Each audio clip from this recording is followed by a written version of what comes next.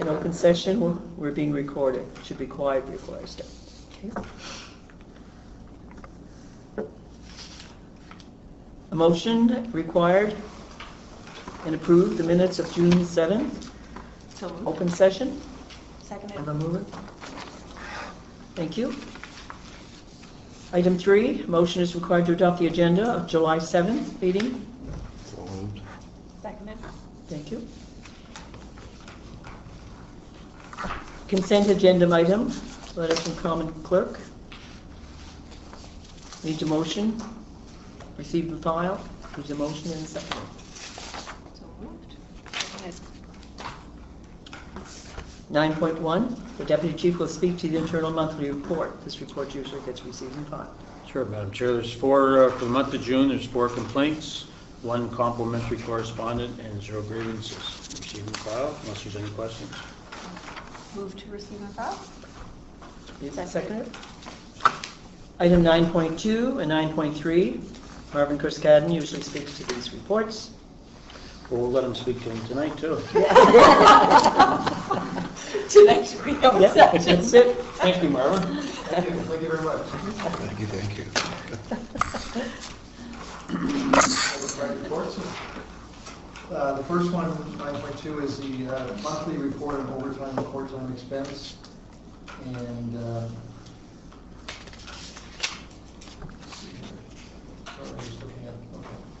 so for the month of May, we are slightly under budget when it comes to our overtime expense. And year to date, we're $123,000 over budget. And again, with respect to overtime, it doesn't always include just the actual usage, it's payout of overtime over the course of the year too. So it's not a clear reflection of what has happened for the first 5 months of the year with our overtime budget, but it gives you a sense of what the expense is for those 5 months. On page 2 of the report is court time, and for the month of May, we're slightly over budget with our court time costs by $8,000. Year to date, we're over budget by $23,000, almost $24,000. Again, that's for officers that are required to go to court on their days off.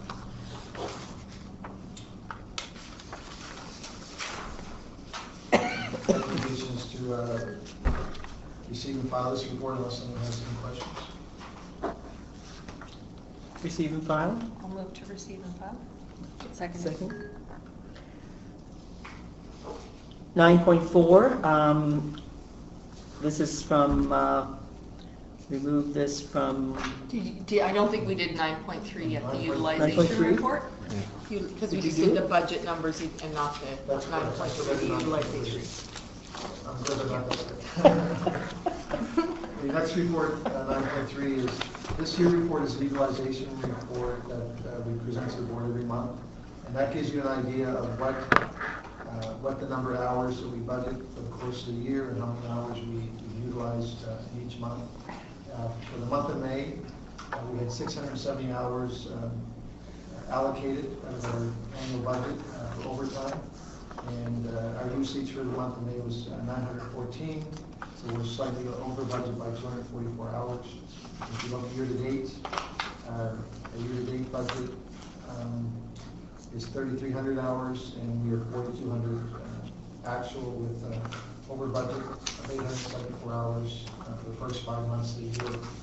On page 2, this really speaks to where's our overtime budget being allocated as far as actual usage, and it goes back to backfilling 12-hour shifts. For the month of May, we had 30 shifts that we backfilled, a total of 364 hours. And year to date, there was 217 shifts that equaled 2,600 hours. So if I take the 2,600 hours for the backfilling, and we go back to page 1 under the patrol category, we have 3,200 hours. So doing the quick math, that is about 600 hours that we really use just for control function. The rest was for backfilling. So that's where the majority of our hours are used for the first 5 months, is making sure we maintain those minimum numbers, 10 and 12 on the shift.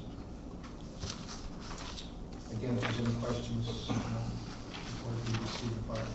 Anybody have any questions? Yeah, I just got a question, Anne Marie.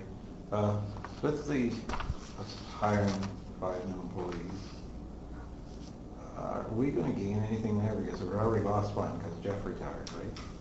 So that would take up him, so that means we get 4 extra people. In the next year or so, how many more people are retiring? Do you have any idea? Are we going to gain there? Well, we'll certainly gain with the new people after they come off probation and working alone. Yeah, I know, but I mean, still, it's not going to be 5 plus. How many retirements are we expecting in the next? Yeah, like, is this well, just going to be, months? like, if 4 more people retire next year, that means we're right back to Very where we few. started. Okay. Our attrition rate for the next 5 years will be low, because what we've seen previous to that is back in the late 70s and early 80s, we were seeing larger classes of people being hired. So you would see a higher number each year retiring. What we now know is through the mid-80s or whatever, we weren't hiring a lot of people. And then secondly, the pension has now required people to work till 60, so that's stretched it longer. So we're gonna have people working longer than they ever did. Certainly, our newer employees, so we're not gonna see huge retirements every year. So it has that trickle effect. So to your point, Brian, we're not gonna see a huge bang for a buck. It's gonna be a long-term. Yeah, because that's what I was looking at, is the backfilling the shifts, if we can cut down on that by hiring new people. But if you hire 5 and 3 retire, they're actually. Well, we need to hire 3 more. Yeah, that's what I mean. Yeah. Well, yeah, there's a lot of things that come into play too. Yeah. So right off the There's no bat, sickness. yeah, the 4 people, once they're still count as a body in terms of, because they're not cadets, they're Yeah. actual full-time employees. So they would count as one of the 10 or 12 or whatever the number that we need. Okay. The other To your thing, point though, of the 5, Yeah, 5 being like- hired is really only 4. See, in a year's time, because we hired these. Well, we 5 hired people, the I'd like extra. to see these numbers start go down, right? translating that. Like in a year's time, Yeah. with the hiring 5 people, I can think, well, these numbers should go down, but Right. in reality, if 2 or 3 people retire, 1 person goes on sick. Yep. But they've hired 5, Yeah. and 1 we know has just I retired. know, So it really, means it's only 4. 4. That's right. and we, That alone is not the solution. We've got to look for other economies of scale Yeah. throughout the operations too, right? So. Oh, yeah. in Deputy, we have some cadets this summer, We have 3, yes. 3. Yeah. Yeah. But they wouldn't count towards. No, but numbers. I just wanted to Yeah. make a note of it, that we do have 3 Yes. cadets. Right, they've all gone through the Holland College or Yes, some they sort have. of. Yeah, Great. no, it's gone through Hong College. We have them from there. Good. And they're here for 10 weeks, Martin, or 12? 10? Yeah, sometimes it varies depending on what year. Oh, I'm sorry, it's 12 weeks. It's 12? Yeah, 1 year we Yeah. have it for 10. Yeah. Yeah, that's great. Oh, sorry, let me back up. It is 10 weeks, we have it for 12 1 year. So, Okay. yeah. Changes. That's great. Okay, so, So I'll- receive and file. Yeah, I'll move to receive and file the utilization report. Okay, and item number 9.4, we're taking from Committee of the Whole 1.13, and this is send a letter to Common Council of the list of the new executive for the remainder of the year, and a new vice chair and a new secretary. Any questions? So I So think we I- need to yeah, go well, through yeah. that process in open session. So That's I'd what like we're to doing. know- Oh, okay. So, Right, yeah, go that's ahead. what we're doing. So, Right now, we're in open session. Okay, I'd like to nominate Jennifer as the vice chair. Okay? Do we need to say in open session that it's because I'm Mhm. leaving? Yes. Yes. Yes, because we have a vacancy. Nicole Paquette is resigning. And so we need to have a new vice chair. Go ahead. I'd like to nominate Jennifer as vice chair. And I'll second it. And I'd like to nominate Brian as secretary.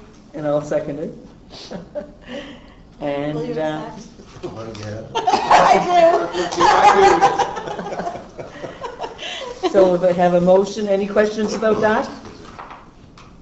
No? Great. Okay, and have a motion to, that's it. Quote. adjourn. To adjourn. That's it. That's I will it. move to, that's it. That's it. I That's it. move to adjourn. Do we have a second?